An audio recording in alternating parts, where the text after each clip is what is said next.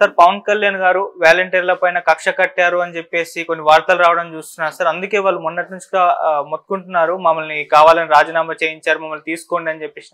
అయినా ఇది పట్టించుకోవడం లేదు అంటున్నారు. అంటే గతంలో పవన్ కళ్యాణ్ గారి దిష్టి బొమ్మలు తగలబెట్టడం ఇవన్నీ చూసాం, వాలంటీర్లు ఇవన్నీ చేస్తారు కదా, దానికి నిదర్శనంగానే ఈయన కక్ష కట్టారు అంటున్నారు. మరి అసలు ఏం జరిగింది, మీరేం చెప్తారు సార్ దీని గురించి? అంటే పవన్ కళ్యాణ్ వాలంటీర్ల మీద కక్ష పెట్టుకొని వాలంటీర్లకి మళ్ళీ జాబ్స్ రాకుండా చూస్తున్నాడు అనే వాదన అయితే ఉంది, కానీ అందులో నిజముందా లేదో తెలియదు. పవన్ కళ్యాణ్ అలా కక్ష పెట్టుకుంటాడా?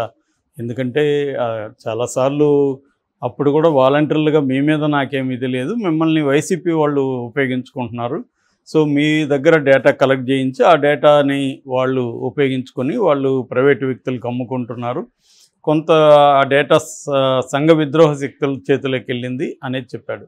అయితే వాలంటీర్ల మీద కూడా నెగిటివ్గా ఆయన కామెంట్ చేశాడు. అదేంటంటే మీరు వాలంటీర్లు వెళ్ళి అమ్మాయిల్ని ట్రాప్ చేస్తున్నారని కూడా అన్నాడు అతను. సో ఆ మేరకు వాలంటరీ వ్యవస్థను దెబ్బతీయాలనేది అప్పట్లో వాళ్ళ స్ట్రాటజీ. ఎందుకంటే జగన్కి వాలంటరీ వ్యవస్థ బలం, జగన్ బలాల్ని దెబ్బకొట్టాలనేది అప్పట్లో పవన్ కళ్యాణ్కి చంద్రబాబుకి ఉన్న స్ట్రాటజీ.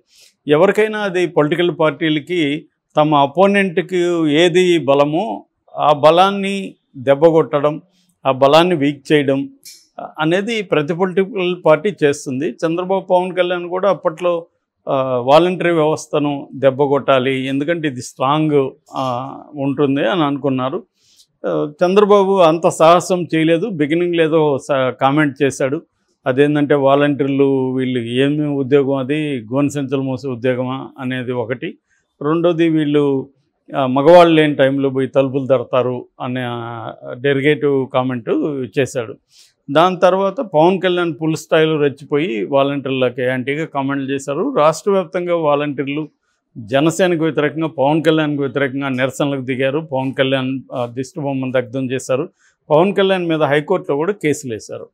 కాబట్టి జనరల్గా పవన్ కళ్యాణ్ నేచర్ తెలిసిన వాళ్ళు ఏంటంటే కక్ష పెట్టుకుంటాడు పవన్ కళ్యాణ్ ఇలాంటి విషయాల్లో. సో కాబట్టి కక్ష పెట్టుకొని ఇప్పుడున్న వాలంటీర్లకి ఎవరికి కూడా ఉద్యోగాలు ఇవ్వకూడదు అనేది పవన్ కళ్యాణ్కి ఉంది. అందుకని వాళ్ళు కావాలని వాలంటీర్లతో మంత్రులు ఆడుకుంటున్నారు. అచ్చెన్నాయుడు కానీ మిగతా మంత్రుల దగ్గరికి వీళ్ళు వెళ్ళినప్పుడు, నిమ్మల రామానాయుడు అనుకుంటా, వీళ్ళందరూ ఏం చెప్తున్నారంటే మీరు వెళ్ళి మీ దగ్గర రిజైన్ చేయించారు కాబట్టి వైసీపీ వాళ్ళు వాళ్ళ మీద కేసులు పెట్టండి, మాతో బలవంతంగా రిజైన్ చేయించారు, మమ్మల్ని బెదిరించారు, బ్లాక్మెయిల్ చేశారు అని వాళ్ళ మీద కేసులు పెట్టి అప్పుడు రండి అప్పుడు చూద్దామని చెప్తున్నారు. అప్పుడు కూడా ఏమి గ్యారంటీ ఇవ్వట్లేదు వీళ్ళు. సో అందువల్ల చాలామంది వాలంటీర్లు వెళ్ళి వైసీపీ నాయకుల మీద కేసు పెట్టారు. ఈవెన్ కొడాలి నాని మీద కూడా మనం ఒక వికలాంగురాలైన మహిళా వాలంటీరు కేసు పెట్టింది గుడివాడలో. అంటే ఇప్పుడు నేను ఆల్రెడీ ఇంతకుముందు చెప్పాను, వాలంటీర్లు అనేవాళ్ళు ఎవరు, వాళ్ళు పాపం నిరుద్యోగం ఉండి ఏదో కొంత చదువుకుంటా వేరే ఏదన్నా చిన్న చిన్న పనులు చేసుకుంటా ఎంతో కొంత 5,000 వచ్చినా కూడా వచ్చినట్టే నెలంతా ఏమీ పని ఉండదు, ఏదో నెలలో 4 రోజులు 3 రోజులు పని ఉంటుంది, మిగతా టైంలో మన పని మనం చేసుకుంటూ వాలంటరీగా ఉంటే మనకు కొంత 5,000 వచ్చినా గ్రామాల్లో హెల్ప్ అవుతుంది. సో అలాగా అది చేస్తాం. మొన్ననే నేను వేరే ఒక రూరల్ సెంటర్కి వస్తే అక్కడ 6,000 నుంచి 12,000 వరకు శాలరీలతో ఆ సెంటర్లో అమ్మాయిలు పనిచేస్తున్నారు. అది ఫుల్ టైం జాబు. సో అయినా ఎందుకు పనిచేస్తున్నారంటే వాళ్ళకి ఇంట్లో ఖాళీగా కూర్చునే బదులు చదువుకొని ఉంటారు, ఇంకా జాబ్స్ రావు, పెళ్ళి కోసం వాళ్ళు ఏర్పాట్లు ట్రై చేస్తుంటారు. ఈ లోపల 1-2 ఇయర్స్ ఇక్కడ పనిచేస్తే కొంత కంప్యూటర్ స్కిల్స్ అవి డెవలప్ అవుతాయి, రెండోది కొంత చేదోడు వాటిగా శాలరీ ఉంటుందని పనిచేస్తుంటారు. వీళ్ళు అంతే, వాలంటీర్లు ఏంటంటే వీళ్ళు ఆ గవర్నమెంట్ ఇచ్చిన కొన్ని సర్వీసెస్ని, రేషను, తర్వాత పెన్షన్ ఇవన్నీ అందించడం, దాని తర్వాత ప్రైవేటుగా ఎవరికైనా అవసరం ఉంటే వీళ్ళు ఏమన్నా సర్వీసెస్ ఇస్తే వాళ్ళు కొంత టిప్స్ రూపంలో వీళ్ళకి డబ్బులు ఇస్తారు. అట్లా కొంత ఇది ఉంటుంది. అట్లా వాలంటీర్లు అనేది పనిచేస్తుంది. ఖచ్చితంగా వాలంటీర్ల వల్ల ప్రజలకైతే ఉపయోగం జరిగింది, ముఖ్యంగా ముసలి వాళ్ళకి. సో అందుకని ఈ వాలంటరీ వ్యవస్థ అనేది ప్రజల్లో బలంగా ఉందని గుర్తించిన తర్వాత చంద్రబాబు కానీ పవన్ కళ్యాణ్ కానీ యూటర్న్ తీసుకున్నారు వాళ్ళ విషయంలో. యూటర్న్ తీసుకొని మేము వాలంటీర్లను అనలేదు, మేము కడుపు కొట్టేవాళ్ళం కాదు అని పవన్ కళ్యాణ్ కూడా మాట్లాడాడు. చంద్రబాబు కూడా మేము అసలు వాలంటరీ వ్యవస్థను కంటిన్యూ చేస్తాం, మీకు ఇంకా 5,000 నేను 10,000 చేస్తాను, 5,000కి ఏమొస్తుందని కూడా మాట్లాడాడు. ఇప్పుడు ఏంటంటే సమస్య, 1,00,000 మంది పైన వాలంటీర్లు రిజైన్ చేశారు. మిగతా వాలంటీర్లకు కూడా వాళ్ళకి జాబులు ఇస్తారా లేదా, తర్వాత ఎడ్యుకేషన్ క్వాలిఫికేషన్ ఇప్పుడైతే 10th ఉంటే డిగ్రీ పెడతారా అంటున్నారు. అట్లాగే ఇప్పుడు 50 ఇళ్ళకి ఒక వాలంటీర్ ఉంటే ఒక గ్రామానికి ఒక వాలంటీర్ అంటున్నారు. ఇలా గందరగోళంగా ఉంది. దాని మీద తేల్చలేదు. ఈరోజు క్యాబినెట్ మీటింగ్లో కూడా ఆ విషయం ఏం చర్చించలేదు. అసలు వాలంటీర్ వ్యవస్థని కంటిన్యూ చేస్తారా లేకపోతే ఎన్నికల ముందేదో గెలవడం కోసం చెప్పారా అనేది ఇంకా క్లారిటీ లేదు. అందువల్ల ఈ 2,60,000 మంది వాలంటీర్లలో ఒక ఆందోళన ఉంది వాళ్ళకి. ఎందుకంటే వాళ్ళకి ఇంకా ఏమీ లైఫ్లో సెటిల్ అయినట్లేదు. సో వాళ్ళకి ఇది అలవాటైంది జాబు. సో దీన్ని చేసుకుంటూ వాళ్ళు ఫర్దర్ స్టడీస్ కావచ్చు, లేదా పెళ్లి ప్రయత్నాలు అమ్మాయిలు అయితే ఇలాగా ఏవో ఉంటుంది.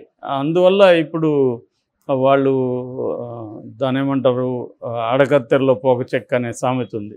అట్లా వీళ్ళిద్దరి మధ్య వైసీపీ వాళ్ళేమో బెదిరించారో లేకపోతే ప్రలోభ పెట్టారు, మొత్తానికి రిజైన్ చేయించారు.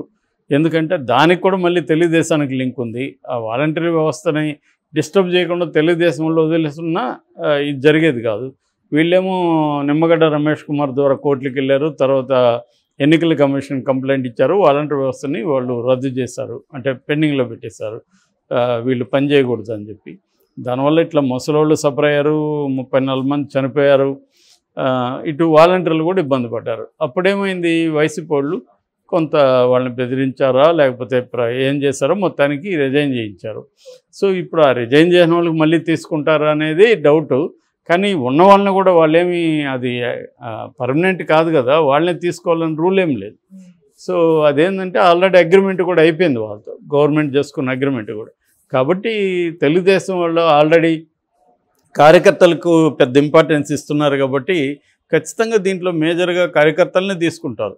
ఇందులో కూడా వాలంటీర్లలో ఆల్రెడీ ఎవరున్నా తెలుగుదేశం కార్యకర్తలు కూడా ఉండుంటే వాళ్ళని తీసుకోవచ్చు. ఎందుకంటే 1 lakh కదా రిజైన్ చేసింది, ఇంకా 1.6 lakh పీపుల్ చేయలేదు కదా. సో మరి వాళ్ళల్లో ఏమన్నా తెలుగుదేశం వాళ్ళు ఉన్నారనుకుంటే తీసుకోవచ్చు. ఏదేమైనా చంద్రబాబు ఇచ్చిన హామీ ఏంటి, మిమ్మల్ని నేను కంటిన్యూ చేస్తానన్నాడు కాబట్టి ఆ హామీని అయితే చంద్రబాబు నిలుపుకోవాల్సిన అవసరం ఉంది. దానికి పవన్ కళ్యాణ్ హెల్ప్ చేయాల్సిన అవసరం ఉంది. కానీ పవన్ కళ్యాణ్ పర్సనల్గా గ్రడ్జ్ అనేది మంచిది కాదు. ఎప్పుడైనా ఒకవేళ ఉందా లేదో నాకు తెలియదు, ఆ ఆరోపణలు అయితే వస్తున్నాయి.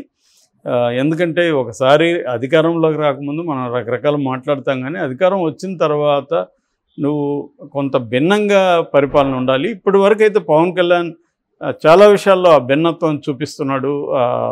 జనవాణి కార్యక్రమంలో మొన్న ఒక ఆమె మిస్సింగ్ చైల్డ్, టీనేజ్ చైల్డ్ ఉంటే ఆమె వస్తే సిఐకి ఫోన్ చేయడం కావచ్చు, 24 hours మంగళగిరిలో జనసేన కార్యాలయం పనిచేస్తుంది, ప్రజలు ఏ సమస్యను చెప్పుకోవచ్చు అని చెప్పడం కావచ్చు, రివ్యూలు చేయడం కావచ్చు, ఆయన తీసుకున్న శాఖలు కావచ్చు, ఇవన్నీ కొంచెం డిఫరెంట్గా ఉండడానికి పవన్ కళ్యాణ్ ట్రై చేస్తున్నాడు.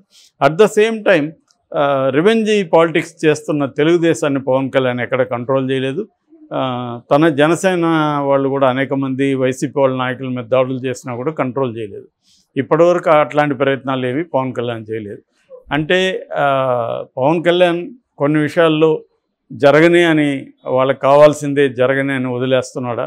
కానీ ఇవన్నీ కూడా జనంలో కూడా ప్రశ్నలు ఉంటాయి కదా. పవన్ కళ్యాణ్ ఎందుకు మరి, ఆయనేమో వాళ్ళ ఎమ్మెల్యేలతో మనం కక్ష సాధింపు వద్దు, 5 కోట్ల మంది ప్రజలకి మనం బాధ్యత వహించాలి అని నీతి బోధించాడు, మంచిదే. కానీ అది ఆచరణలో చూపించాలి కదా. ఆచరణలో తెలుగుదేశం వాళ్ళు వైసీపీ వాళ్ళ మీద దాడులు చేస్తున్నారు, వాళ్ళ ఆఫీసుల్ని కూలగొడుతున్నారు. ఇదంతా కరెక్ట్ కాదు. మనం